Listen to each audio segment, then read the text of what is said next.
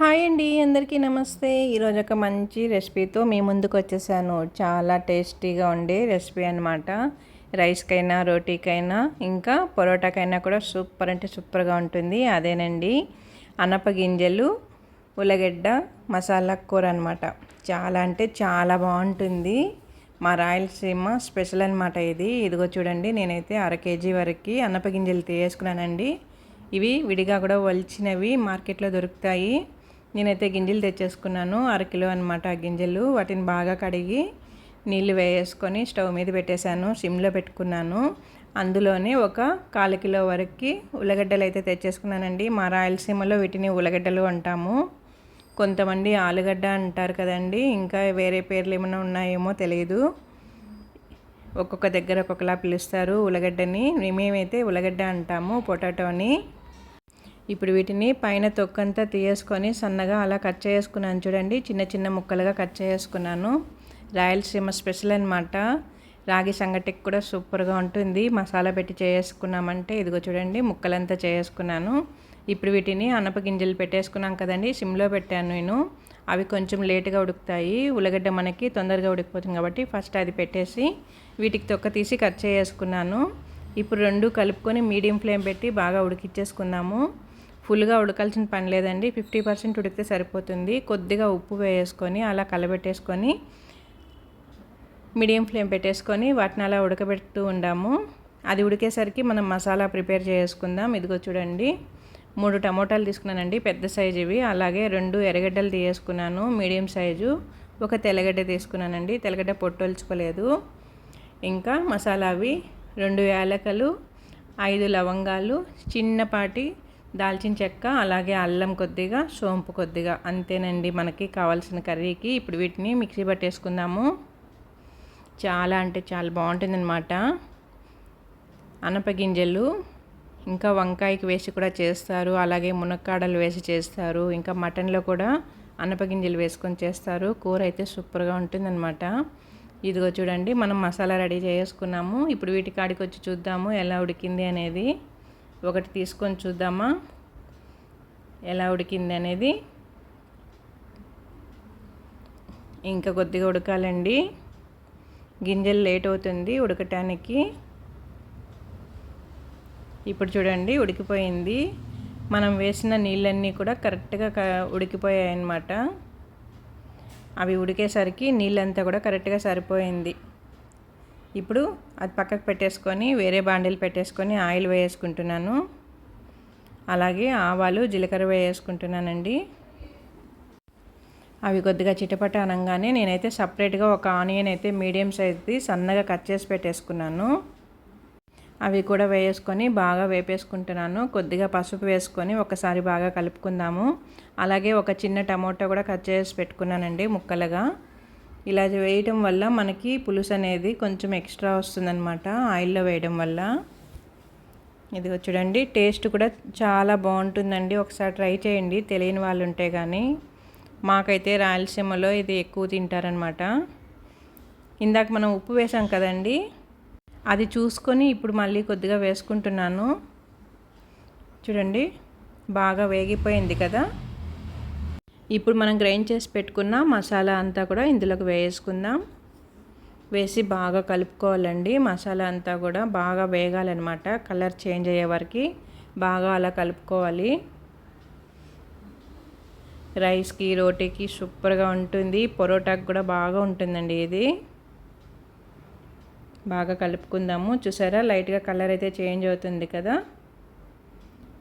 మసాలా బాగా వేగిందంటే మనకి కూర పర్ఫెక్ట్గా వస్తుందన్నమాట. ఇప్పుడు ప్లేట్ పెట్టి 1 మినిట్ పాటు అలా ఉంచేసుకుందాము బాగా వేగటానికి. చూడండి, ఆయిల్ అంతా కూడా బాగా పైకి వచ్చేసింది, అంటే మనకి మసాలా కరెక్ట్గా వేగింది.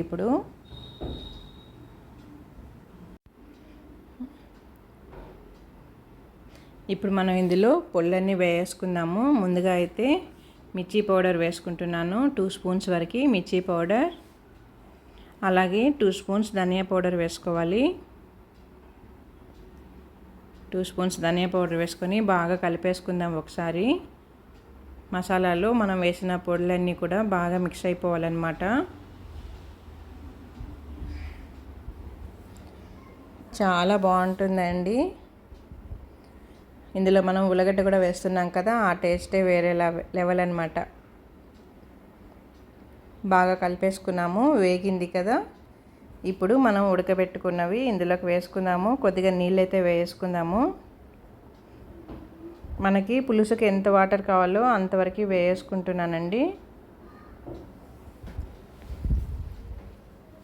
చూసారా, నాకు పులుసుకి ఎంతవరకు కావాలో అంత వాటర్ వేసుకున్నాను అనమాట. అంటే మళ్ళీ మనకి ఇది చిక్కగా వచ్చేస్తుంది, అప్పుడు కరెక్ట్గా వస్తుంది పులుసు అనేది. చూసారా, బాగా ఉడుకుతుంది కదా.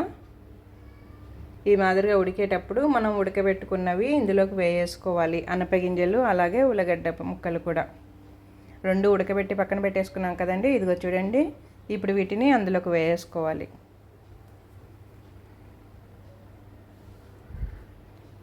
చాలా బాగుంటుందండి. మటన్ పులుసు తిన్నంత ఫీలింగ్ వస్తుందన్నమాట ఇది తిన్నామంటే. చాలా అంటే చాలా టేస్టీగా ఉంటుంది. రాగి సంగటికి, రైస్లోకి, రోటీలోకి, అలాగే ఇడ్లీలోకి కూడా సూపర్గా ఉంటుంది. పొరోటాకి కూడా పర్ఫెక్ట్గా ఉంటుందన్నమాట. ట్రై చేయండి తెలియని వారు ఉంటే. కానీ మాకైతే ఇక్కడ రాయలసీమలో అయితే చాలా చాలా స్పెషల్ అనమాట. ఇదిగో చూసారా, బాగా ఉడుకుతుంది కదా. ఇలా ఉడకాలన్నమాట పులుసు అనేది. ఇంకా కొంచెం చిక్కగా వచ్చిందంటే మనకి కర్రీ రెడీ అయిపోతుంది.